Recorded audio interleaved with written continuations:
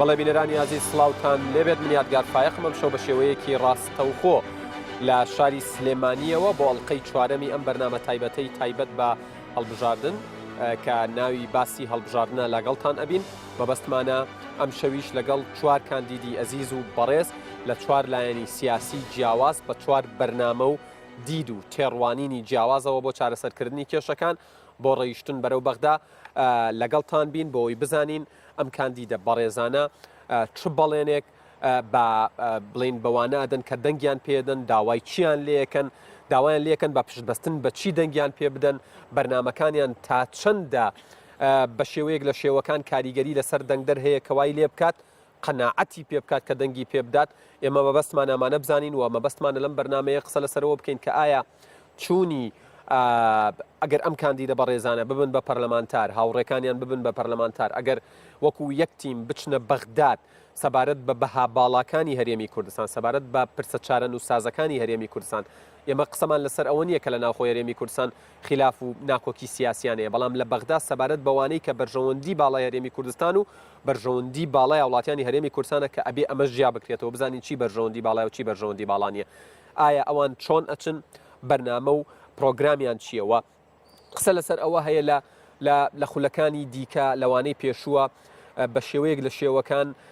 بە مەبەستیان بە بێ مەبەست پارلەمانتارانی ئەو خولانە بەرپرسانی ئەو خولانە نوێنەرانی هەرێمی کوردستان لە بەغدا تا ڕادەیەک بۆ ئەوەی ئێمە بەگشتگیری قسە نەکەین نەیانتوانیوە خواست و ویستی هاوڵاتیانی هەرێمی کوردستان بەجێبێنن تەنانەت کۆمەڵێک پرسیان بەسەردا تێپەڕیوە لە کۆمەڵێک پرسی دیکەدا دەنگیشیان داوە کە ئێستا بە تەواوەتی دژ بە خواست و ویستی هەرێمی کوردستان کەوتۆتەوە من زیاتر ناڵێم دڵنیام ئێوە شەتانەوە بزانن ئەو کاندیدە بەڕێزانە کێن و بەرنمەیان چییە تێڕوانینیان چییە بۆ ڕۆیشتن بەرەو بەغداد من چوار میوانی ئەزیز و بەڕێزمەیە ئەم شەو بەڕێز مامۆستا سامان عەبدوڵڵا محەممەد ناسراو بە سامان سیوەیلی کاندیدی پارتی دیموکراتی کوردستان لە پارێزگای سلێمانی خاتون خانم ڕەحیم لەتیف کاندیدی هاوپەیمانی دیموکراسی و دادپەروەری لە پارێزگای سلێمانی لە دەستە ڕاستیشم فازڵ کەریم ئەحمەد ناسراو بە مامۆستا جعفەر کاندیدی یەکێتی نیشتیمانی کوردستان لە پارێزگای سلێمانی واروەها خاتون ناسک تۆفیق عەبدولکەریم کاندیدی یەکگرتووی ئیسلامی کوردستان لە پارێزگای سلێمانی ئێمە ئەم چوار کاندیدە ئەم شەو میوانمانن من لە خاتوو ناسکەوە دەست پێەکەم ناسخان ئێوە کاندیدی یەکگرتووی ئیسلامی کوردستان لە پارێزگای سلێمانی یەکەم ئەزمموی کارکردنیشتان نییە پێشتریش پەرلەمانتار بوون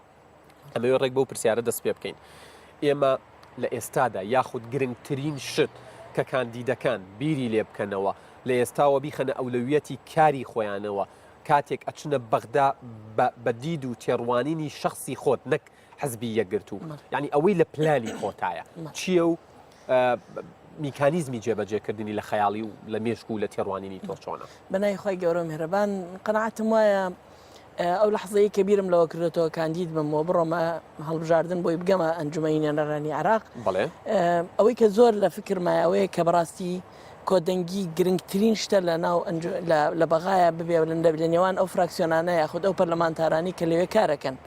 بۆچی ئەم کۆدەنگە گرنگە چکە بەڕاستی 45 بێ 46 بێ 60 کورسی بێ هەر چۆنێ بێ ئەم کورسیانە هیچ کامیان ژمارەکەی وایە معطل بێ بۆ هیچ مادەیەک یاسایە کە کورد بەدڵینە و نە ئەتوانێت داکۆکی بکە لە هیچ مەوزوعێک کە خۆی بێنێ ئەگەر بێت و موحد نەبن ئاڕاست یاخبا بڵین تێڕوانینی هاوبەشیان نەبێ لەسەر ئەو مۆزوعی کە یانەیە کاری بۆ بکەن یەک دوو بتوانن لە خاڵی هاوبەش بدۆزنەوە بۆی بتوانن زۆرترین کەس بدۆزنەوە کە ببێتە لۆبی بۆ دەستخستنی ماچکە خاڵی ئاماژەت پێدا ئەوانەی پێشووتر نەیانتوانی و تحقیقی بکەن بۆیە تۆ مەبەستە لە ئەولەویەتی کارت بێت من قەناعەتم وایە مەگەر باز لە فراکسیۆنەکەی خۆمان بکەین لەبەرەوەی ئێمە 4 کورسیمان هەبووە پێم وایە ئەوەی لە توانایانە هەبووە کردوێکی بەڵام کۆدەنگی فراکسیۆنەکان بەچی تحقیقە بێ بەو ڕێککەوتنی کە لایەنە سیاسیەکان لە ناو هەرێمی کوردستان ئایکەن هەرگیز تەوەقوعەکەی بتوانرێت لەوە ئەچێ فراکسیۆنێک بێ ئەو بکە بەڵام هەرگیز ناتوانرێت ئەو کۆدەنگە لە بەغا تحقیق بێ ئەگەر لایەنە سیاسیەکان لێرە یەکەم کۆدەنگ نەبن لەسەر مەسائلەکانی بەغا دووهام لێرە سازش نەکەن بۆ یەکتر ئێستا گەردی قەت بێ ئێمە لە ڕابردووە ئەوەنەی لایەنەکانی دەسەڵات سازشیان بۆ لایەنێکی بێگانە کردو ئەوە سازشیان بۆ یەکتر نەکردووە تا دوجار هۆکاری وازانی کە کورد لە بەغدا بە بچووک بچووک بۆ ئەوە یەکێکە لە هۆکارەکانی دووەم هۆکار ئەو فەساد و گەندەڵیە ئیداریە زۆرەی کە هەبوو لە هەرێمی کوردستان وای کرد لەوەی کە تۆ نەتوانی مۆدێلێکی جوانبی بەهێزێک و بە قووەتێکەوە دیفاع لە خۆت بکەی لە ئەنجومەی نێنەران کاتێک کە بەرپرسانی ئێرە ئێمە لە خولی ئێمە کە ئۆپۆزیسیۆن بووین زۆر سەبارەت کە باز دێتە سەر باسی گەندەڵی لە هەرێمی کوردستان یعنی من زۆر باش بیرمە لە شوباتی ئەمساڵ لە مانگی 2010 ڕێکخراوی شەفافیەتی نێودەوڵەتی لیستی گەندەڵترین وڵاتەکانی بڵاو کردەوە یعنی سووریایە بۆ نمونە یەمەنە کۆمەڵێک وڵاتی ترە بەڵام لە پێنجەم دانە یعنی لە پێنجەم گەندەڵترین وڵات عێراق دێت ئایا ینی پەرلەمانتارەکان شەڕی ئەوەیان بردووەتە ناو پەرلەمان دیفاع لە کوردکەن ئەوان بڵێنەوە گەندەڵن بەڵێ نەخێر خۆ یەکێک لە بۆشی ئەڵم ینی ئەبێ ئەولەویەتی کاری ئەم خولە ئەوە بێ چۆن لە پەرلەمانی کوردستان کاتی ئەمە ئۆپۆزیسیۆن من تەرکیزمان کرد بۆ سەر شەفافیت و داهات و گەڕێن ئەبێ لەوێ هەمان شتکەی بۆچی لەوێ هەمان شتکەی چکە تو کاتێک قسەت کرد لەسەر شەفافیت قسەت کرد لەسەر داهات ئەتوانی زۆرترین پارە بگەڕێن چکە لەوێ گەندەڵێکە زۆر فراوانترە. سپاس دەکەم ناسخان. مامۆستا سامان ئێوە کاندیدی پارتی دیموکراتی کوردستانن لە پارێزگای سلێمانی هەر ئەمەوێ بزانم وەکو پێشەکیەک بۆ بەرنامەکە یعنی لە ئەولەویەتی کاری تۆ خۆت ینی لەناو خەڵک بووی بەهۆی پیشەکەتەوە کە نزیک بووی لە بۆ نمونە ئەوەی کێشە و مەشاکلی دەرونی و کۆمەڵایەتی ئەم شتانەی هەبووە بە شێوەیەک لە شێوەکان ئاگاداری گرنگترین شت کە تۆ بتەوێت لەناو پەرلەمانی کوردستان شەڕی لەسەر بکەی شەڕی سیاسی شەڕی دیپلۆماسی لە بمبورە لەناو پەرلەمانی عێراق چییە وەکات چیت لە ئەولەویاتی کاری خۆتدانەوە؟ بەڵێ سپاس بۆم دەرفەتە سپاس بۆ ئەم میوانە بەڕێزەکان کە پێکەوە ئامادەین ئەمڕۆ بێگومان شت زۆرە وەکو ئەجندای کار ئێمە وەکو پارتی دیموکراتی کوردستان لیستی 184 کارنامەی کارمان بۆ دانراوە کە هەمووی لە بەرژەوەندی تەواوی خەڵکی کوردستان دانراوە بەڵام لەگەڵەوەشە ڕەنگە هەر کاندیدێک ڕوویای خۆی هەبێ کامیان گرنگترین شت لە لای من بەڕاستی پاراستنی قواری سیاسی هەرێمی کوردستانە کە بەدڵنیایەوە دیارە ئەوانەی کە ڕۆژانە هەمومانە بینین چی دەگوزارێت چی ناگوزارێ ئەوەشی کە کرا لەم فترەی پێش هەڵمەتی هەڵبژاردنەکانە هەندێک بە تاکتیکی سیاسی دەبینن ئەو هەڕەشانشی کە بەردەوام باس لە دامەزرانی حکومەتی زۆرینە دەکرێت کە لە پاش هەڵبژاردن حکومەتی داهاتووی عێراق حکومەتی زۆرینە بێ ئەوەشی لە پەرلەمان بینیمان لەم ئەخیرە بەداخەوە کاریان لەسەر زۆرینە دەکرد ئەمانە خۆی لە خۆی هەڕەشی ڕاستەقینن لەسەر خەواری هەرمی سیاسی کوردستان ئەمە خاڵی یەکەم خاڵی دووهەمیش مەسەلەی بەڕاستی بودجە و بژێوی و ژانی خەڵک و گوزەرانی خەڵک لە ئەولەویەتی کاری هەموو من پێم وابێ هەموو کاندیدێک دەبێ ئەوە لە ئەولەویاتی کاری بێت چکە بەڕاستی گوزەرانی خەڵک خراپە گەڕانەوەی ماف بۆ خاوەن مافەکان گەڕانەوەی شای سەداییەکان بەڵام ئەمانە تێکڕاو لەگەڵ هەموو ئامانجەکانی ترمان بەتەنها ناکرێت ئەمەی لە بەردەستمە بەرنامەی پارتی دیموکراتی کوردستانە بۆ هەڵبژاردنەکان مەبەستمە بزانم ینی ئێوە ئاماژەتان بەوە داوە جەخت دەکەینەوە لە بەدەستێنانی پشکی دادپەروەرانەی بودجە هەرێمی کوردستان و ناوچە کوردستانەکانی دەرەوەی هەرێم و داهاتی عێراق و کۆتایهێنان بەو غەدری چەندی ساڵ لەگەڵەکەمان دەکرێت لە بواری بودجە و موچە و شای سەدارایەکان ینی قسەکە ئەوەیە فراکسیۆنە کوردستانەکانی پەرلەمانی عێراق گەر وەک یەک تیم سەیریان بکەین کەم تەرخەمیان نەکردووە لە شەڕکردن و لە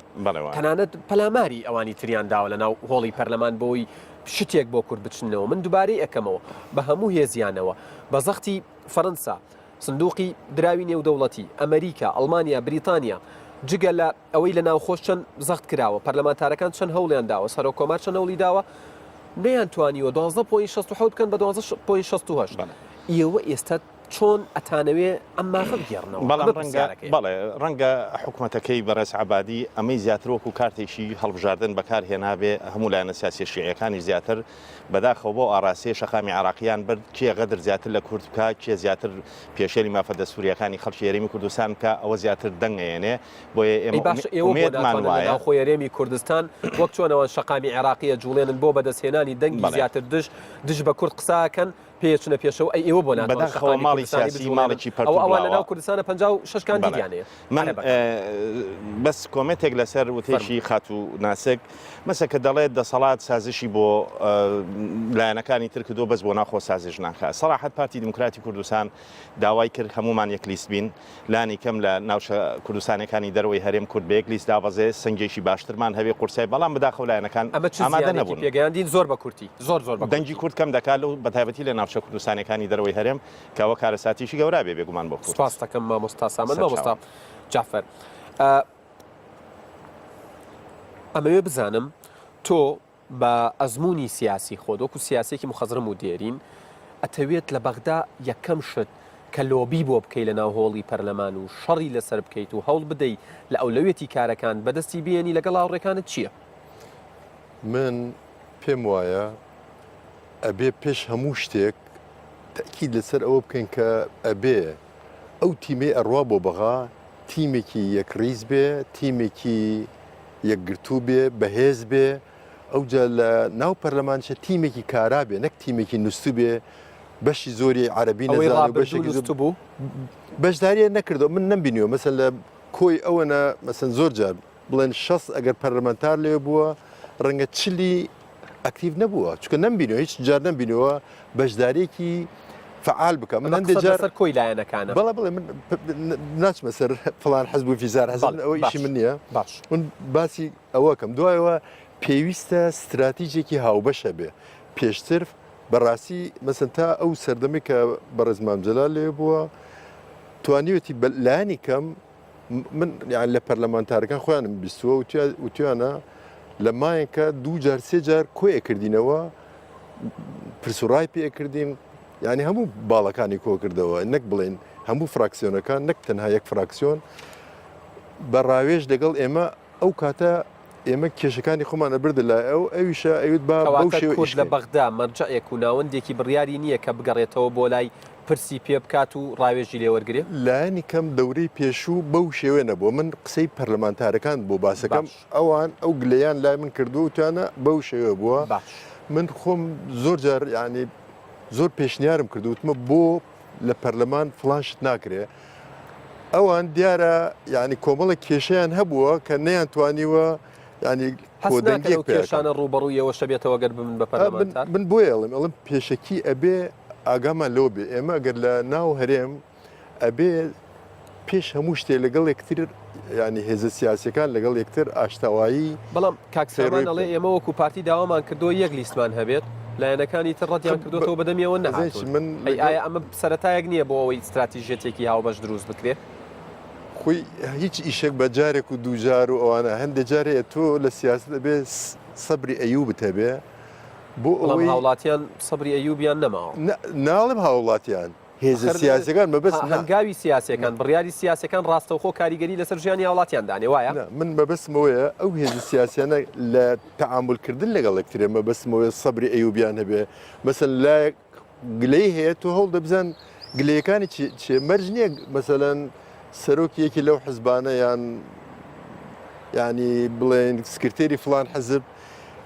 گلەیەکی هەبوو یا تەحەفزێکی هەبوو لەسەر نقطەیەک ئەمە کەی دێتە دی ینی تاکرێت ئەبێ هێزە سیاسەکان لێرە ینی لە ناو پەرلەمانە لە دەرەوەی پەرلەمان لێک نزیکبوونەوەیکە بێ من ئەوەی کە بینیمە پێشتر لێکترازانێک هەبووە دوورکەوتنەوە لە یەکترازانەوە چنە بەغادیسان بە پشتبەستن بە پێدرا و معتەیاتەکان من ئەوەی کە لە کۆناش لە منطقی شینکاتی ئەنوت دێکە نازم سە بیرم نەما بزڵ بۆیە نامێ بڵێ زۆر بە کورتی مامۆست هەموو جارێک لە ناو دێکە خۆی شەڕیان کردو بەس کە چوونەتە دەرەوەی ماڵی خۆیان لەوێ وتیان کاکە ئەو مشکلەکەمان لێرە بەجێڵین حتا ئێمە ئەگەر نەشتوانی لێرە پێک بێن ئەبێ زۆر سپاسانی کەم لە بەغا ینی جعفەر بێگومان دێمەوەلاتەن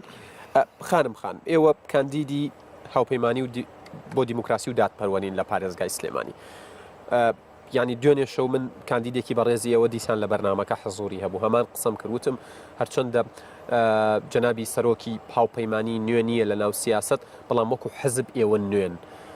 تێڕوانینتان چییە لەسەر ئەدای پارتە سیاسیەکانی تر ئەوانەی پێشووتر لە خولەکانی پێشووی پەرلەمانی عێراق حەزوریان هەبووە و تۆ خۆت شخصی خۆت کار لەسەر چیەکەی بیگۆڕی؟ جاوی بە دوو پرسیارە بێگومان دوو لەقا بڵێ ئەوەی طبعاً سپاس بۆم دەرفەتە لەواتێ هەنی لە قسەکانم دووبارەی ئەوەی هاوڕێکانم بێت من بۆ خۆم ڕوئیای خۆم وەکو کاندیدێک بێگومان بەشێکە لە پەیڕە و پرۆگرامی هەڵقڵای پەیڕە و پرۆگرامی هاوپەیمانی دیموکراسی و دادپەروەریە پێم وایە کورد مشکلی خاکی هەیە یعنی ئەمە کێشەی خاکمان هەیە بێم کێشەیە چارەسەر بکرێ کەی چارەسەرەکرێت چۆن چارەسەرەکرێ ئەمە ئیشی و حیزبە سیاسیانەیە کورد ماڵێکی شێواوی هەیە پێویستی بە یاعادی تەرتیب هەیە پێویستی بە ڕێخستنەوە هەیە ئەم ڕێخستنەوەیش ئەبێت هەنێ سازش و هەنێ یعنی دەست پێشخەری لان ئەو پارتە سیاسیانی ئێرە ڕێخستنەوەی ئەم نێو ماڵە کاریگەری لەسەر ئەدای ئێوە بێگەر بچنە پەرلەمان بێگومان میکانیزم و شێوازی ئەنجامدانی ئەم کارە لای تۆ چۆنە ئێمە ئەمانێ بلۆکێک دروستکەین هاوپەیمانی بە تەنها خۆی ناتوان ئەمە بکات هیچ حیزبێ دوای 16 ئۆکتۆبەر ناتوانێت ناوماڵی کورد ڕێک بخاتەوە بە تەنها و پێگری کورد لە بەغا بەهێز بکاتەوە ئەبێ پێگەی کورد بە دروستکردنی بلۆکێک بە دروستکردنی بەرەیەک بە دروستکردنی ئیتیفاقێک ئەوەی کە هاوڕیان وتیان ئەوەیە کە سەرڕای جیاوازی حیزبەکان ئەبێ کورد گوتاری یەک بێ لە بەغا قەزیەی قەواری سیاسی هەرێمی کوردستانە کە هەمومان زەرەرەکەین و قەزی خاکە تا ئێستا ئێمە وەکو هاوپەیمانی ئەمەمان نەبینیوە ڕاستە لەوانەیە ئیشکرا بێ ناکرێت ئیشەکانی زەربی سفر بکرێتەوە بەڵام پێمان وایە ئەدای سیاسی حیزبەکان لە پەرلەمانی عێراق بە تایبەتی ئەم 4 ساڵی ئەخیر بە پێویست نەبووە بە عکسەوە زەرر لە قەواری هەرێمی کوردستان گەشت خەتای پەرلەمانتارەکان بۆ یان خەتای مەرجع سیاسیەکان من پێم وایە ئەوەی کە وتمان شێواوی ماڵی کورد پەرتبوونی و لێکترازانی حیزبە سیاسیەکان لێرە بە تاکید کاریگەریوتم چۆن بە چ میکانیزمێک ئەمە تحقیقەکەن بەدیهێنن وەکو من پێم وتی ئەمە ئەمانێ بلۆکێک دروستکەین بە یەکەوە ئەمە چاک چۆن دروست دەکرێت ینی بە قسەکردن پارتە سیاسەکان دەڵێ گرنگە ئێمە یەک دەنگ یەک ڕەنگ بین ئێمە هەنگاومان ناوە دروستمان کردووە ئەوەتانە لیستی نیشتیمانمان هەیە ناوچە کێشە لەسەرەکان بۆچی لایەنەکانی ترتان کۆ نەکردەوە لە خۆتان لایەن خۆ ئێمە ئامادە بووین هەر کەسێک گێت بێتە ناو هاوپەیمانێک ئێوە بۆ دەست پێشخەریتان نەکرد مادام ئەمە بۆ داهاتووی کوردستانە شەڕە لەگەڵ عێراقێکی پڕ لە عەرەب و پڕ لە شیعە و سونەکە بەرەو شیعەگەرایی تەواو پێم وایە هەنێ لایەنەکان ئەسڵەن پیان وا بۆ بێ انتخابات لەو ناوچانە نەکرێت هەنێکیان پیان وا بۆ ئەسڵ بایکۆتی انتخابات بکەن ئێمە پێمان وا بوو ئەبێت لەوێ یەکگرتوو بین بۆ پێتان وایە لە کەرکووک لە خورمات و لە خانەقین بەو شپرزەیی لەوێ هەیە بەو هەموو خەڵکی لەوێ ئاوارە بووە بەوەی کە کورد ناتوانێت بە ئازادی بانگەشە بکە شتێک بە شتێک بکەن بێگومان ئێمە بە ئومێدی ئەوەین کە بتوانین کورسی لەوێ بین و دڵنێکی زۆریش لێ بێنین لەبەر ئەوەی کە وەکو جەنابەت وتت ئەوە لیستێکە هاوپەیمانەتەکە دروست بۆ کە خەڵک ئومێدی لەسەر داناوە ئێمە بۆ خۆمان هاوپەیمانەتەکە تازەیە ڕاستە سەرۆکی هاوپەیمانی خبرەیەکی دوور درێژیە بەڵام زۆربەی کەسەکان خاوەن خبرەی سیاسین و تازەشن بۆ ئەمە یعنی خەڵک ئومێدێکی تازەی لەسەر ئەم هاوپەیمانی و لەسەر هاوپەیمانێکی خۆمان هەڵچنیوە کە هیوادارم جێگەی ئومێدەبین لەسەر ڕوئیای خۆم بۆ کاندید بوون بێگومانەوە بەشێکی تری پرسیارمە بێ کە تۆ تێڕوانینت چییە بەڵام وەڵامی ئەو پرسیارم بیتەوە یعنی ئێوە وەکو هاوپەیمانی لە عێراق بە دوای ئەوەن کە لە پۆستێکی دیاریکراو هەیە چاوتان لەسەری بێ بزانن لە ڕێگەیە واتوانن کاریگەری دابنێن ئێمە چامان لە هیچ پۆستێکی سیاسی نییە چامان لەوەیە کە لەوێ کورسی بێنین لە پەرلەمان دواتر یان ئێمە جارێ نازانین چۆنە بێت لەسەر ئەساسی ئەوە بەشداریمانە بیا پشکمانە بێت لە بە تێڕوانینی خۆت گرنگترین پۆست کە کورچاوی لەسەر بێت چییە؟ من نازانم ئەوە کەوێتە سەر حیزبە سیاسیەکان ئێستا سەرۆکی کۆماری عێراقی کوردە بەڵام ئایا ئەو هاوکێشە سیاسی ئەتوانێت ئەوەی کورد ئەوێ بە دیبیێنی لە ڕێگەی من جوابت بەمەوە دەسەڵاتە تشریفی یعنی ئێمە نازانین دواتر ئەم کورسیانەی کورد پێگەی کورد لە هەرێمی کوردستان وەکو خۆی ئەمێنێتەوە زیادەکەیان کەمەکە ئەی معادلە سیاسیەکە هاوکێشە سیاسیەکە خۆی ئەمێنێتەوە ئەو پۆستە سیاسیانی هیچ بە دوواداچوونێکتان کردووە بە پێی پێدراوەکان بزانن کورسیەکانمان کەمەکە یا زیادەکە ئاگادار نیت کە کرابێ ئاگاداریشتیوان سپاس دەکەم بەڵام من ڕوئیای خۆمم نەوت لەسەرەوە بێگومان ئێمە بەشێکی بەرنامەکەمان تایبەتە بە ڕوئیایەوە بەڵێ بێگومان سپاس دەکەم کاتەکە تەواو بوو هەوڵمدا هەر چوارتان لە بە یەکسانی دەچرکە کەمتر شتێ زیاتر ئێمە گوێمان لە هێوە بوو بەڵام با ئێمە هاوڕێیانمان ستافی باسی هەڵبژاردن ڤۆکسپۆپێکیان ئامادە کردووە لەو ڤۆکسپۆپە لەو راپۆرتە کۆمەڵێک ڕایان وەرگرتووە لە هاوڵاتیان هێرێمی کوردستان لە شارە جیاوازەکان با بزانن ئەوان داوای چیتان لێەکەن و ئەوان ڕایان چییە لەسەر کاندیدەکان و چۆن بڕۆن بەرەو بەغدا هاوڕێیان ئێمە ئامادەین بۆ ئەوەی ئەو ڤۆکس پۆپە لەگەڵ بینەرانی ئەزیز ببینین.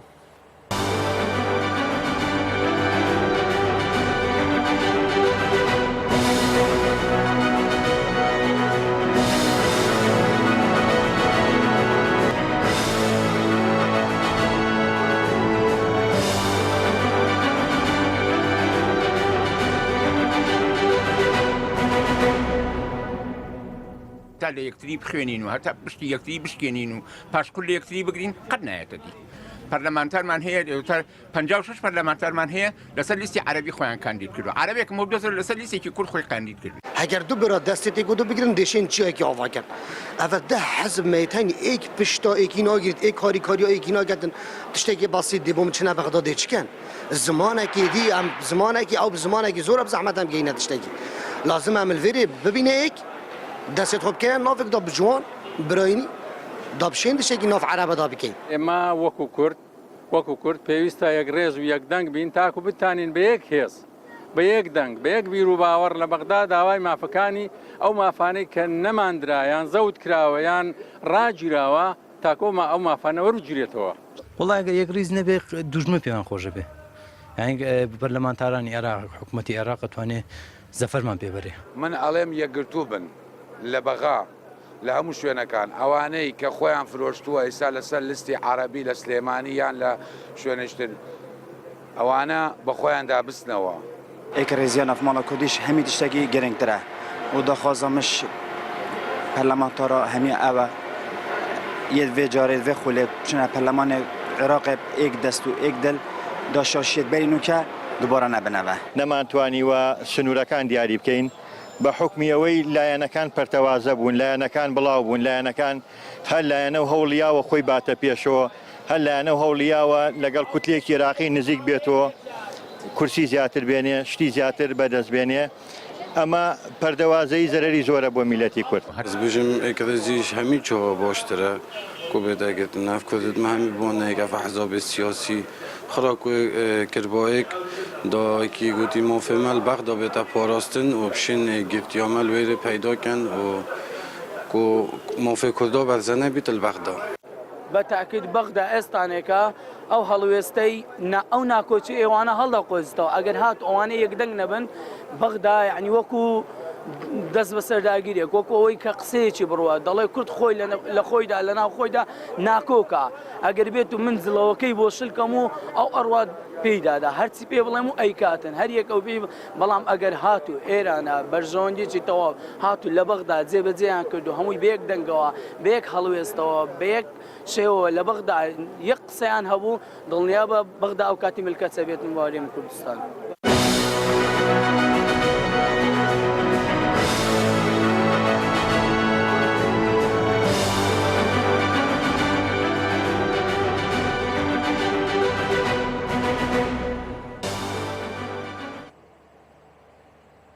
بەڵێ بینەرانی عزیز دووبارە سڵاوتان لێبێت لە باسی هەڵبژاردن بەردەوامین ئەوەی بڵێن گوێتان لێبوو ئەوەی بینیتان ڕای کۆمەڵێک هاوڵاتی بوو لە شارەکانی هەرێمی کوردستان لە شارە جیاوازەکان سەبارەت بەوەی ئەم کاندیدانە کاتێکە بن بە پەرلەمانتار کاتێک بەرەو بەغدا بەڕێیەکەون چۆن بەڕێ بکەون یعنی ئەوەی تێبینیم کرد لە وشەیەک لە قسەی هەمویانە هاوبەش بوو یەکریزی داوای یەکریزیتان لێەکەن ینی خانم خان ئێمە 23 خولەکی بەرنامەکەمان ڕۆیشتووە گوێمان لە ڕای هاوڵاتیانمان گوێ لێبوو بینیمان ئەم یەکریزیە یعنی هاوڵاتیەکی ئاسایی فەرمانبەرێک مامۆستایەک ئەندازیارێک ئەوانەی لە ناوەندی بڕیارەنین ئەوانەی ئەندامی پارتێکی سیاسی نین ئەوانەی کاسبی خۆیانەکەن و خۆیان ئەژێنن هەموو ئەوان درکیان بەوە کردو ئێمە پێویستە یەکریز بین لایەنە سیاسەکان پەرلەمانتارەکان حزب سیاسەکان هێشتا درکیان بەوە نەکردو کە یەکریزی یاخود یەکریزە بین یعنی زۆر بە کوردی زۆر بە جوانی وتیان بەغدا ناکۆکیەکان دەقۆزێتەوە بۆی بچووکترمان بکاتەوە تێڕوانینی تۆ لەو بارەیەوە وەڕاشت لەسەر قسەی ئەو هاوڵاتیە بەڕێزانم خۆی وەکوتمان لە پێشتر کێشەی کورد ئەو شێواوی ماڵی کووردە دیارە هاوڵاتی فقیر هاوڵاتێک کە بەس مەعیشەت و ژیانی ئەوێ ئەو پێی خۆشە کوردێک ریز بێ کوردێک گدنگ بێ گوتاری یەک بێت لە بەغا چی ڕێگرە لەوەی یەک بین بەرەو بەغدا ئەوەی کە تا ئێستا دەسەڵاتی سیاسی بەدەست بووە دوو حزبی گەورەی کوردستان و کێکێتی و پارتیە کە گوتارە سیاسەکان نەگرۆشن نەبووە ینی ڕازگۆش نەبوون لەگەڵ خەڵکی خۆیان لەکوێیە ناشنال ڕۆشنەکەی گوتاری سیاسی کورد لە نەبوونی ڕێکخستنی هێزی پێشمەرگەی کوردستانە لە نەبوونی شەفافیەتە لە داهاتە نیشتیمانیەکان لە ڕەبتی چییە بە بەغداوە نەچۆن تۆ ئەگەر لێرە ماوەڵەکەت تۆکمە نەبێت ماڵەکەت باش دروست نەکردبێ باش ڕێک نەخستبێ باش تەرتیب نەکردبێ لە بەغا چیەکەی ئەوەتانێ ئەوان زۆر بە ئاشکرا هاوڵاتیان ئەڵێ بەغا گاڵتەمان پێکا کە ئێمە ناڕێکین کە ئێمە ڕێگریزنی خۆمە ئێستا دنیای سوۆشیال میدیا و ئەنواع عشقال تەلەڤیزیۆنێ ئەوەی کە ئێستا ڕوئەیە دوای 10 دقیقە لە مەجلیسی وزەرا عبادی پێزانێ بۆیە ئەم ناڕێکی ماڵی کورد هەر ئەوەیە وای کرد کە بەم ڕۆژە بگەین کێ لێی بەرپرسە بە دەرەجە یەک بەتەکید ئەوانەی کە لە حکوومەتان ئەوانەی حکومانی بەڵ بێگومان من پێم وایە کێتی بەرپرسن جعفەر خاتون خانم خان وەکو کاندیدی حزبێکی نوێ کە بۆ یەکەم جارە بەشداری لە هەڵبژاردنەکەن ڕای وایە کە بێگومان ڕای مامۆستا وەرەگرم دواتر یەکێتی سیاسەتی یەکێتی ناڕوون بووە بوابزانام دەستەواژی ناڕاستیشت بەکارهێناگەر هەڵە نەبم ئەوە چمە لای مامۆستا سامانی ناڕاستگۆ بوون و ئێوە بەرپرسی یەکەمن لەوەی کە هاوڵاتیانی هەمیشە داواکەن کە یەکریز بن نەمانتوانی ئەو یەکریزیە دروست بێت چکە ئێوە یەکێکن لە سەبەبەکان من نابێ ڕاستەوخۆ وڵامی هیچ کەسێک بدەمەوە چکە ناڵم ئێستا پێویستیمان بە هەر بەڕاستی بە یەکریزیە هەیە هەر کولاندەوەی برینەکان هەر ینی جارێکی تر با بڵێن هەوڵ بدەین ئەم جلە چڵکنەکانی ئەو لەسەر تەناف هەڵکات و ئەوش هەوڵدا جلە چڵکنەکانی ئەم لەسەر تەنافێکی تر هەڵقا ئەوە لەم قۆناغا بەکەڵک نایە چکە ئەم شەڕە دەنوکەی کە لە نێوان هێزەکان ڕۆدا تەرکیزیان لەسەر مەسەلە ئەساسەکە لا ئەچێ و ئەکەوێتە سەر شتی بهێن من خۆ نامەویستە بڵێم بڵێنێکی وەکو دکتۆر بەرهەم ئەو سەرۆک وەزیران بوو و کاربەدەستی ناوێکەتی بووە ئەو ئەگەر مەسئولیات دابش بکرێ خۆ ئەبوایە لە کاتی خۆیە دانی بۆ بنایە کە ئەو بەرپرسیارە لەو شکستەی کە ئەو خوشکەمان باسیەکە ئەوە ینی باسی بکردە بوتە ئێمە شکستمان وەکو یەکێتی کە لە ناو حزبێکی نوێ جنابی کاک دکتۆر بەرەم لە ناو حزبێکی نوێ هاتۆ بە تێڕوانین و دیدی جیاوازەوە ناتوانێت ئەزمونێکی ئەو ئەزمونەی خۆی تەوزیف بکات بە شێوەیە کە ئەم نێو ماڵە ڕێکتر بێ شتێکی ئاسانە یەکێک ئەمڕۆ لە حزبێکە بڵێن من بەسم دکتۆر بەرهەم نییە مە بەسم هەر کەسی یان هەر کەسی ترە کە ئەمڕۆ لە حزبێکە بڵێن خەڵکی کوشتووە دزی کردووە نازان ماڵی خەڵکی تاڵان کردووە هەر چوو حزبێکی تری دروست کرد یەکسەر ئەبێتە مەلایکەت و ئینسانێکی پاک و بێعیب و بێغەل و غەش لە دنیا شتیوان نەبووە کە یعنی ئەو جۆرە ینی جۆرە سیاسەتە ئەسڵن لە وڵاتی تر من تەجروبەی وڵاتانی ترم لەبەر چاوە ئەسڵن زۆر ڕخنەی توندی لێگیرە ئەو جۆرە خەڵکە تەنانەت ئەگەر وەکو وەزیفەش لە شوێنێکە وەزیفەیەکی پێتان وایە ئەمان وەکو هاوپەیمانی بچنە بەغدا ئەزمونێکی جیاواز پێشکەشەکەن بڕواناکەم ئەزانی بۆ چونکە هەموو هێزە سیاسەکان پیان وایە هەر یەکە شتێکی زۆر نوێ چرکەیە خاتکایەوە بەڵام دەرنەچوو لە دەچرکەیە چکە کاتی میوانەکانی دیکەمە چەند جار دکتۆر بەرهەم لە چەندین چاوپێکەوتنی جیایە ئەو 2 ساڵ سەرۆکی حکومەتی ئەوانیش بچنە پەرلەمان جیاواز من حەزەکەم جا بێوەش بەمەوە چەند جار لە قسەکانی ئەوتوتی من ئەوەی کە بەرمەکەوێت تحملی مەسئولیت یەکەم و پێشم وایە ئەو 2 ساڵێک کە ئەو سەرۆکی حکومەت بووە باشترین تەجروبەی پێشکەش کردووە لەسەر ئەوەش بەڕاستی منات ینی بڵین منیش بە هەمان شێوە نامەوێت شتی کۆن بڵینەوە شەڕەدەنوو بکەین بەڵام پێم وایە ئێمە تەجروبەی کاک بەرهەم ئەو علاقە دیبلۆماسیە بە قوتەی کە هەیەی لەگەڵ عێراق و لەگەڵ دەوروبەر ئەتوانین گۆڕانکاری دروست مامۆستا سامان ینی ئێوە وەکو پارتی خانمخانی ژووتی پشکی سەرەکی بەرپرسیارەتەکە کەوێتە ئەستۆی ئێوە لەوەی کە کورد نەیتوانیوە یەکریز بێت لە کاتی چوونی بەرەو بەغداد وەڵامی تۆ پشکی پارتی لە شانازیەکانی شەهر پشکی یەکەمە هەروەکو لە بەرپرسیارەتیشی ڕانە کردووە دیارە پارتی هێزێکی سەرکی و گەورەترین حیزب لە کوردستانە خاوەنی کۆمەڵێ مەلەفی بەڕێوەبردننی ئەم وڵاتەیە کە ئیدارەی دەکات لە وڵاتەیە و لە بەرپرسیارەتیش ڕای نەکردووە بەڵام بەداخەوە ئەمڕۆ لە چۆن ئاماژەمان پێدا لە عێراق لایەنە شیعیەکان زۆرترین زۆرترین غەدر لە کوردستان کە لە خەڵکی کوردستان کە بۆ ڕاکێشانی سۆزی خەڵکی شەقامی عێراقی بۆ بەدەستێنانی دەنگ بەداخۆ لە کوردستانیش هەمان شت بەرامبەر بە تایبەتی دوو لایەنە سەرکیەکەی حکوومەتی هەرێمی کوردستان کە پارتی دموکراتی کوردستان و کێتی نیشتمانی کوردستانە بەداخەوە زۆرترین دژایەتی ئەم قەوارە سیاسی ئێسای ناوخۆ بکات لە ناوخۆ شەقامی کوردی ئەوە بە حسابی خۆی زۆرترین دەنگ بێنێ کە بەداخەوە لە ڕووی سایکۆلۆژیەوە مەترسیدارە بۆ سەر سایکۆلۆژیای ئینسانی کورد جگەل لەوەش هەندێک لایەن هەیە بە ئامانجی نزیکبوونەوە لە بەغدادیان ئەو جایەتی حکومەتی هەڵاتیانی شتێکی لەو جۆرەکە بەداخەوە من کارێکی یاساییە نەخێر چوارچێوەی ئازادیەوە نەخێر بەداخەوە ئەوە دژایەتیکردنی واقعی هەرمی سیاسی کوردستانە بەداخەوە کاکە یادگار ئێمە من حەزەکەم لە ڕووی سایکۆلۆژی و یەک شرۆڤی بچووک بکەم هەرچی لە منداڵدانی هەموو لایەنە سیاسی کوردستانیەکانەوە بە تایبەتی تۆ لە پارتی دموکراتی کوردستانەوە بیگرە کە وەکو حیزبی دایک و گەورەترین حیزبی کوردستانی و تەمەنی نزیکەی 72 ساڵی تێپەڕاندووە لە منداڵدانی هەر حیزبێکەوە لایەنێکی سیاسی تر لە دایک دەبێت گەورەترین کێشە ئەوەیە کە پێش خۆی ڕەت دەکاتەوە دەڵێ من لە دایک بووم دەبێت تۆ بمری ئەم تەجروبەیە لە بزوتنەوەی گۆڕانیشە دووبارە بۆ ئەم تەجروبەیە لە هاوپەیمانی دیموکراسیش بە هەمان شێوە دووبارە بۆ تۆ ئەم ڕەتکردنەوەی پێشوو خەتەرە خراپە بەڕاستی هەین بڵێ کاکات تۆ هەیت منیش لە دایک بووم منیش هاتمە پاڵتۆ فەرمو با بە هەمومان کەم و کوڕەکان چاکەین زۆر بە کورتی وەڵڵاهی بەداخەوە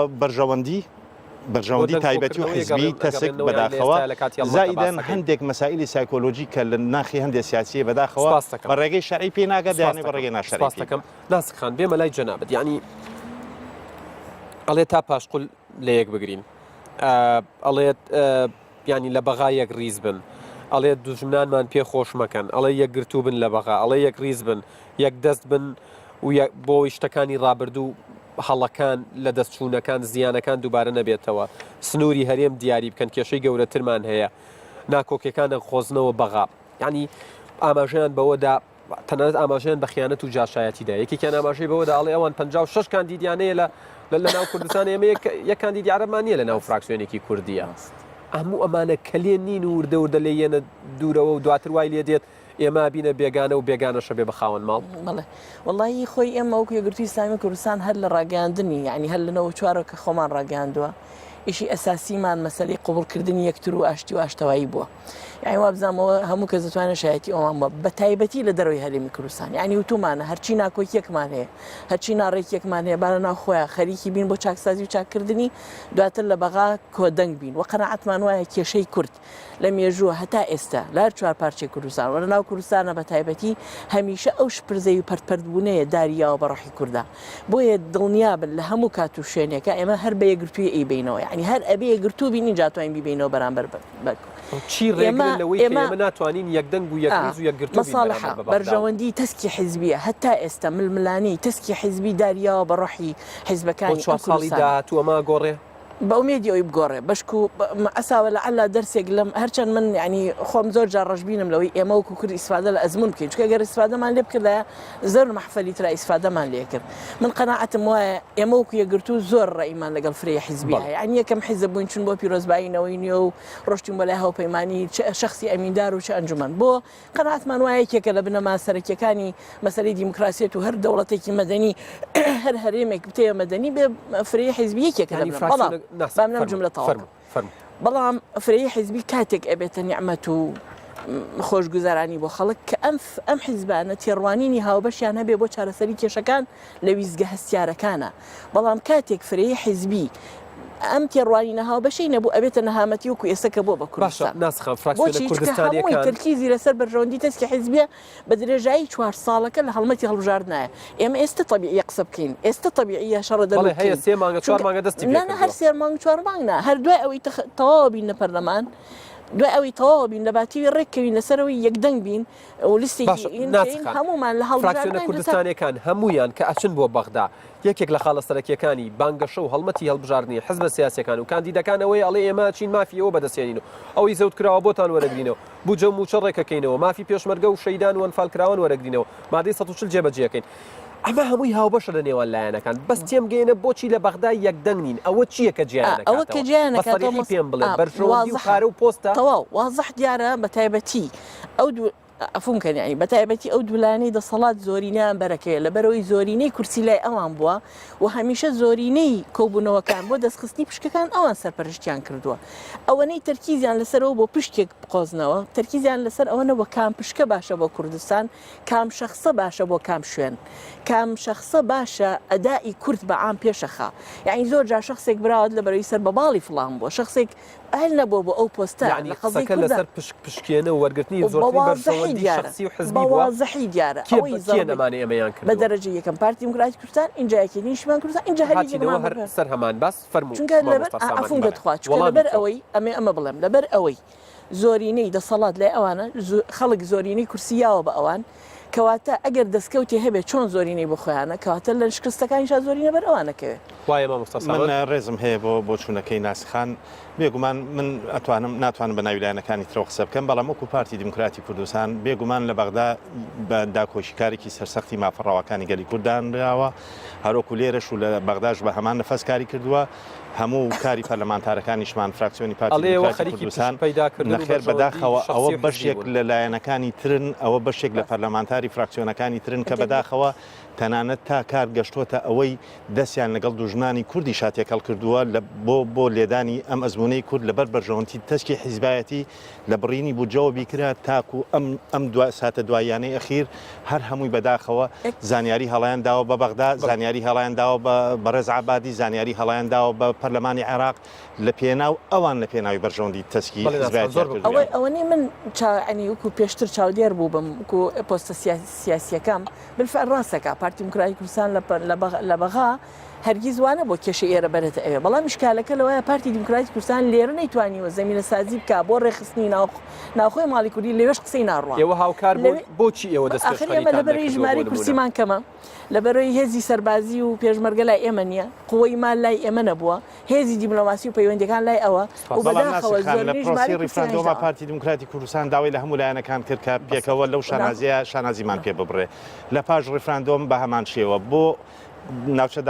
دابڕێنراوەکان ناوچە کوردستانەکانی دەرۆی هەرێم داوای لە هەموو لایەنەکان کردوتی وەرن فەرمونون با مخافعی سیاسی بکەین و بەزایفی نەچینەوە تێم بێ بۆ ناوخۆی کوردستانیش بە هەمان شێوە ناوخۆی کوردستان باز لە ئێستا ناکەم کە هەڵبژار لە ڕەبڵ جعفەریەوە لەو بارەیەوە چێڵن ینی ئەڵێت پارتی بە دەرەجەیەک پاشانێکێتی ئیشان لەسەر پشکێنە کردووە ئیشان لەسەرەوە کردووە کە لە جیاتیەوەی مافی کورد مافەڕەواکانی کورد مادەی 140 مافی پێشمەرگە مافی شەیدان و ئەنفالکراوان کە تا ئەم ساتە 30 ساڵ تێپەڕیەوە بەسەر ئەنفالە بەسەر هەڵەبجەیە نەیانتوانێت تەعویزی بۆ وەرگرن بەڵام عێراق تا ئەم ساتە 50 میلیارد دۆلار قەرزاری کۆیتە و ئەیداتەوە غەسپە لەسەر تەوقی سەری بیداتەوە کەچی تۆ جینۆسایت کراوی یعنی کورد نەیتوانیوە پارتە سیاسیەکان نەیتوانیوە یەکێتی نەیتوانیوە مافێک ئەم مافە بگێڕێتەوە ئەوەی ڕاستی بێ مەسئلەی دەستور پێش هەموو شتێک دەستور ینی زۆربەی خاڵەکانی جێبەجێ نەکراوە بەو شێوەیە خۆی کێشە ئەساسەکە دەستورەکەیە کە تۆ دەستورێکت داناوە کە جێبەجێت نەکرد کاردانەوەی تری لەکەوێتەوە کە بەشێکی بەزەری کورد شکاوەتەوە من پێم وایە ئەو تاوان دابەشکردنە زۆر کارێکی ئاسانە یەکێک بێت تاوانەکان بخاتە سەر فڵان دابەشکردنە یان ڕاستیە ئەمەم بۆ جیاکەرەوە یعنی ئەمە غەدرە لێوە کرێوانیە ئەگەر وانە بۆمان بسەلمێنە نه من ئەڵێم بە گشتی کۆمەڵێک هەڵە لە بەغا ڕوویداوە بەهۆی ئەو ناکۆکیانەی لە ناو هەرێم هەیە لەبەر ئەوەی یەکریزیەکی وانە بووە کە ڕەنگە لە هەندێک فترە یەکریزیەکە هەبووە هەرێم لەسەرەوە بووە بەغا وەزعی زۆر خراپ بووە توانرا زۆر شتەیە بسەپێنرێ بەڵام هەندێکیشی هەیە کورد نازم بۆچی ئەوەی نەکردووە بڵێن لە ماوەی 2005 بۆ 2007 کە ئەبوایە پێداگیری بکرێت لەسەر جێبەجێکردنی مادەی 140 بەڵام نەکراوە ئەبێ ئەوە نقطەیەکە بێ ئەتراگەڕێتەوە پشکێنە و شەڕی مەسلحەت ئەڵێم ئەگەر یەکریز بووایە و سوور بوونان لەسەر ێزەی چۆنە تۆ ئەبێ کە چوویتە پەرلەمان ئەگەر یعنی ئێمە وەکو بلۆکێک کار نەکەین استراتیجێکی هاوبەشمان نەبێ بێگومان بکەوینە شەڕدەنوکی لابەلا ئەرکە ئەساسیەکە ساڵی داهاتوو زیانی دیکەشمان بەرەکەوێت من هیوادارم ئەوانەی ئەڕۆنە بەغا خاوەن پەیامێک بن خۆیان بە خاوەن قەزیە بزانن خۆیان بە خاوەن هەموو کورد بزانن نەک خۆیان بە زەعیف و لاواز و پاراوێز خانم خان پێم وابێ کۆمنتێک هەبوو کۆمنتەکەت بڵێ بۆی منیش پرسیارەکەم بکەم. وەڵام من نەمێت جوابی کاک سامان و تقریبا مامۆستا جعفەریش بمەوە هاوپەیمانی پێی وایە مێژوو لەمڕۆ دەست پێ ناکات ئێمە نەهاتوین هیچ حزبێکی کە ئێلغا بکەینەوە ومن شقی هیچ حزبێکی سیاسی تر نین. بەڵام لە خیتابەکانتانەوەی لەسەر شاشەکانەوە وترێت یعنی زۆر تەرکیزەکەنە سەر ناوخۆی هەرێمی ئەگەر بێڵی جوابمەوە بەڵێ ئەگەر بێڵی جوابمەوە هیچ بەرژەوەندێکی سیاسی تایبەتمان بە حیزبەکانی ئەوەی خەمی بۆ بەرژەوەندی خەڵکی ڕەشوڕوتی ئەم هەرێمەمانە و من پێش ئەوەی کە دەستم کرد بە بەرنامەکە و ئێستا ژێڵێمەوە هاوپەیمانی هەمیشاڵێ ئێمە بە تەنها پێمان ناکرێ وەرن با بەیەکەوە چاکیکەین ئەمە وەرن بۆ ئێوە ناچن بۆ لایەن وەرن چی خۆیتر ئەمە پرۆسێکی سیاسیەوەتەکەی ئەڕۆی دوێنێ شەویش باسی ئەوە کراوتیان بۆ نمونە هاوپەیمانیە کە بۆ لە نێوان هاوپەیمانی و ئەگەر هەڵەنە گۆڕان و کۆمەڵ لە کەرک و کێشەکە ئەوە بۆ ئەوان وتیان ئێوە وەرن بۆ لای ئێمە ئەوان جوتیان نە ئێوە وەرن بۆ لای ئێمە ئەیتر یەکلیستی مردووە نا بەو دەرەجەیە نییە بەڵام کە ئەڵین وەرن دیارەمە پرۆسەیە کە ئەکیید سەردانی ژەکرێ ئێمە چەنەچین لایەنەکان چەندین بۆ لای ئێمە ئەو ناچین بۆ بەعکسەوە ئەسڵن مەسلەی هاوپەیمانەکە دەست پێشخەری هاوپەیمانی خۆی بۆ ئەوەی کە ئێستا هەیە جا یەکشت هەیە ئەوەی کە ناسخەخان بروژانی و هەردوو برام مامۆستا جعفەریش و کاک سامانیش کە زۆر پێ لەسەرەوە داگرن بە ئێمە دەست بکەین لەسەر برینەکان یعنی کەتی و پارتی ڕاستی ئیتفاقی سیاسیان هەیە بەڵام لەسەرەوە تەخوینی یەکتریەکەن خۆمە کێشە هەیە مادەم کێشە هەیە بێمە دەست نیشانەکەین بۆ بتوانین هاوکاریەوە بین کە چۆن ماڵی خۆمان یەکریز بکەینەوە کاتێک ئەچینەوە پەرلەمان جارێکی کە کێشە هەیە بە حقیقت کێشەی ناوماڵی کورد کێشەی تیا پەرتەوازەیە ئەوەی کە ئێستا ئەگوزارێ لە هەرێمی کوردستان دەرەنجامی سیاسەتی هەڵی ئەم دوو حزبەیە خۆ حیزبەکانی کەش لە هینە لە حکومەتان بەڵام ئەوەی کە ناسکخان وتی ئێستا کاک سامان هەڵێ ڕاستەکە ئەوەی لەوانەیە پشکی شانازیەکانیشان بەرەکەوێ بەڵام ئەوەی شەڕ لەسەر دابەشکردنی پشک و مەساڵحە لەوێ ئەمڕۆ ئێوە لە دەستپێک و بڵێن هەڵمەتی بانگەشەکەتان لە شاری سلێمانی کە دەستان پێکرد بە حزوری جەنابی دکتۆر بەرەم سەرۆکی هاوپەیمانی کاندیدەکان زۆر جەختیان لەسەرەوە کردەوە کە موچەی خوراوی موچە خۆران ئەگەڕێنەوە بۆ هەرێمی کوردستان و ئەمە بە چ ڕێگەیەکە بەڵێ ئێمە ئەتوانین لە ڕێگەی عیلاقات و پەیوەندی کاک بەرهەم لەگەڵ یعنی ئەوانەی لەوێ بوون کەسیان علاقاتیان نەبووە پێم وایە کە دیبلۆماسیەت و توانا و لێهاتووی کاک دکتۆر بەرهەم ئەتوانێت ئەوە بکات لە ماوەی ساڵێک نەک لای کونیفەیەکونی لە حکومەتانە بووە لە حکومڕانیانە بووە ئەو لە حزبێک جێگەری زگرتێری گشتی بوو ئەو 4 ساڵە تقریبا دانیشتووە مامۆستا ئەو 4 ساڵە دانیشتووە نیگەرانە لە حزبەکە و ئەوەی کاتێکە لە حکومڕانیشا بۆ جوانترین نمونەی حکومڕانی حکومداری پیشکەش کردووە و کە دانیشتووە و خۆشان هەموو ئەزانن کە دەسەڵاتی باشە پەیوەندیەکانی بەهێز بۆ سەرگۆسیران 2 ساڵ بۆ باشترین نموزەجی حکومڕانی پێشکەش کردووە هەموو کەس شایەتە یعنی ئەوە بڕۆن لە خەڵک بپرسن لە هاوڵاتیان پرسن باشە من ئێستا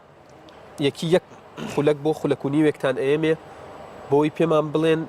بەرنامەتان چییە هاتێ بگەین بەرنامەتان چییە لە مامۆستا جعفەرەوە دەست پێ یەکەم مامۆستا جعفەر ئێوە وەکو خۆتان وەکو شخصی خۆت بەرنامەت تێڕوانینت ڕوئیات بۆ ڕۆشتن بەرەو بەغداد چییە و چیت لە ئەولەوێتی کارەکان داناوە ینی بەبێ دووبارەکردنەوەی ئەوانەی ئاماژەمان پێدا من پێم وایە ئەبێ پێش هەموو شتێ بە دەستوری عراق بچینەوە هەندێک مادەی ناو دەستور هەیە ئەبێ قانونی بۆ داڕژرێ ئەمجا ئەبێ ڕێگە نەدرێ ئەوەی کە عەرەبی شیعە زۆراتی بەکارهێنێ و ئەبێتەوە دکتاتۆرێتێک بەکارهێنێ دژ بە عەرەبی سونە و دژ بە کورد و تورکمانیشە ئێمە لە ڕێگەی بڵێن مادەی 65ەوە کە قانونەکەی بۆ ئامادە کراوە هەموو حازرە بەس دەنگی لەسەر نەدرا هەوڵدەین مەسەلە بۆکو نمونەیەڵێ من ئەو قانونە جێبەجێ بکرێ مادەکانی تریشە ئەوەی کە پەیوەندی بە دموکراسی مامۆستا جگە لەوەی کە تۆ تەنانەت تێبینیت لەسەر هەندێک مادەی ناو دەستورەکە هەیە هەندێک ئەڵێن ئەم دەستورێ ئێستاش جێبەجێ بکرێت وەکو عەرەب بەڵێ خێر عەلە خێر و هەر لە سوودی کوردە کێشەکەوەی ئەمە جێبەجێ ناکرێت من پێم وایە ئێستا ئەوەی لە عێراقی هەیە یعنی درێژە کێشانی حکوومەتەکەی سەدام حوسێنە بەس بە ناوێکی تر یعنی حکوومەتی ئەوەی کە عێراق وەکو دەوڵەتێکی مرکزی ماوەتەوە قانونەکانی سەدام حوسێن هێشتا مەفعولی هەیە هێشتا سێبەری سەدام حوسێن بەسەر عێراقە دەگەڕێ سپاس مامۆستا سامان لە یەک خولەک و دەچرکەیە وەکو مامۆستا جعفەر بەدەر لە مافە سیاسی و داراییەکان کە ئاماژەمان پێدا لە ڕاستیات دەستوری عێراق بەم شێوەی کێستا هەیە دەوڵەمەندە ئەگەر جێبەجێ بکرێ زۆر شیتەیە کە لە بەرژەوەندی تەواوی خەڵکی کوردستانە هیواداری ئێمە پێمان بکرێ بەڕاستی وەکو نوێنەران جگە لە هیوا نەخێر دەبێت کاری بۆ بکەین دەبێت دیفاع بکەین دەبێت شەڕی بۆ بکەین بەڕاستی ئێوە ئەیبینن ئەو عێراقی ئێستا پەرلەمانی عێراق پەرلەمانی بروکسل نییە لە ناو پەرلەمان بە هاوکاری کۆمەڵێک پەرلەمانتاری کوردیش حەشدی شەعبی کرا بە هێزێکی نظامی و شەرعی باشە ئێستا ئەو حەشدی شەعبیە بەشدارە لە هەڵبژاردن ساڵح موتڵەق ئەڵێت حەشدی شەعبی لە کابینەی داهاتووە هەژمونی ئێران ئەهێنێتە ناو عێراقەوە بە شێوەیەکی سەربازی بە شێوەیەکی کارگەڕی و بە شێوەیەکی فەرمانڕەواییش ئەمە ئێمەشتا ئەو لەحظەی لە عێراق و لە پەرلەمانی عێراق ڕێز لە مافە دەستوری و سیاسی و داراییەکانی هەرێمی کوردستان بژیرێ پێشمەرگەیەکی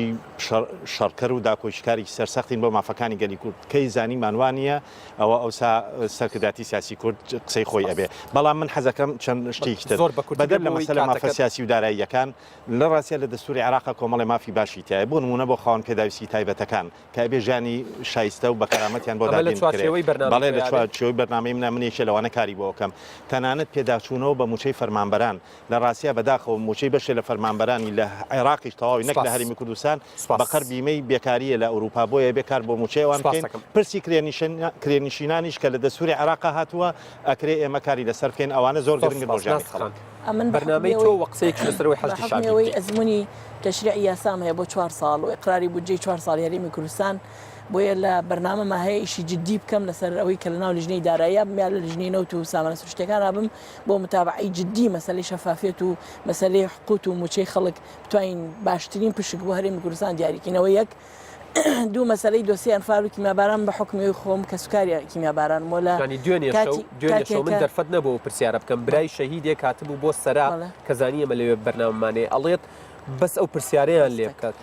کە سوکاری شەهیدان کە سوکاری ئەنفال کراوانیان بیرە کە ئاچنە بەغدا منەمێ ئەو بڵێم من چونکە خۆم کاتێکە کیمیاباران کراوە ماڵی باوکم هەمووی کاچوو لە بەغا بووم تەلەبێ مەرحەلەیەکی زانکۆ بووم نەیان هێشت فرمێز بڕژم وتیان نابێنە سەر نگوم تەکەین من ئێستا ئەمێ بڕۆمە ئەو بەغایە لێەوە ئیشکەم بۆ کە سوکاری ئەنفال و کیمیاباران ئەوە ئیشی دووهەممە ئیشی سێهەمم بە حکمی ئیشم زۆر لە کرێخراوە پیشەیی و خوشکان و قوتابیانە کردووە ئەکید ئیش لە بواری ڕێکخراوەکانی شاکەم بەس حەزەکەم یەک خاڵ هەیە بیر لە مەسەلەی دەستور بەڕاستی من کە باز دە هەموارکردنەوەی دەستورەکرێ زۆرە ترسم چکە ئێمە ئێستا پێگەمان زۆر ضعیفە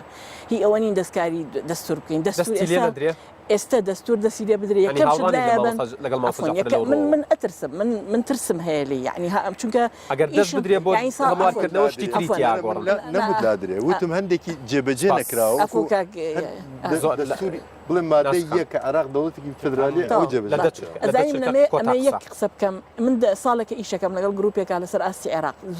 زۆر پەسن بەم مەسەلەی ئیقلیمی ئەمە یەک دوو ئێمە فدرالیکی ناقصمان هەیە هەر کەسێک بێ بەسەرکی حکوومەت لەبەرەوەی تەنها یەک ئیقلیمە و کوایەکێک دەستی هەبێ هەموو دنیا یا 12 بەلەدیە یا 13 حتا ئەم فدرالیەتە مادەی 61 ئەوەی کە باز لە فدرالیەتەکە خەڵکی تر ئیقلیم دروست نەکە ئایا لەسەر ئاستی دوو پارێزگای ئایا لەسەر وەسەط و جنوبە ئێمە وەزەمانەوە باشتر نابێ بەردەوام ئەوە کرێت سپاس دەکەم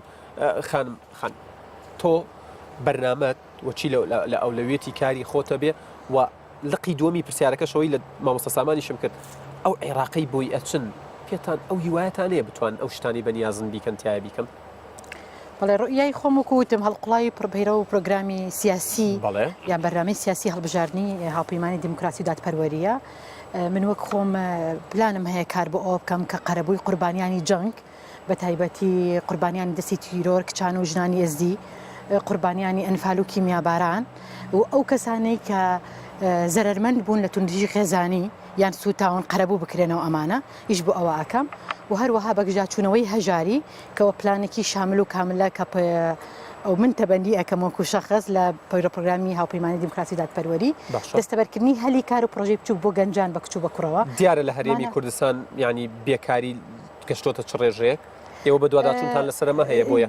دووتەبە لە بەخەمی خۆت ڕێژەیەکی محدد ناتوانم ڕقمێکی خەڵەتی بەمە بەس پێم وایە کە ڕێژەیەکە زۆرە بەشێکی زۆری خەڵک بێکارە بە تایبەتیوانێکی خریژن ئەوەی کە هەیە بەسەر باشترکردن یان هاوکاریکردنی ئەو ڕێکخراوانەی کە کار بۆ باشکردنی مافی مرۆڤ لەسەر مەسلەی ژنان ئیشەکەن ئەمانە کۆمەڵەشتن کە ئەسڵ ئەگەر بتوانم لەسەر ئەمانە کار بکەم پێم وایە هەنگاوێکی زۆر گەورەم بێجگەلەوەی هەموارکردنەوەی ئەو یاسانەی کە لە بەرژەوەندی مافی مرۆڤ و ژنان و کچانی ئەمە کۆمەڵەشتا کە من بخۆم تەبەنیم کردو لەسەر ئەوەی مەسلەی هەرێمی کوردستانەوەوانە منی شۆک و هاوڕام پێویستەکە ئەو ئفتیفاقانی کە هەن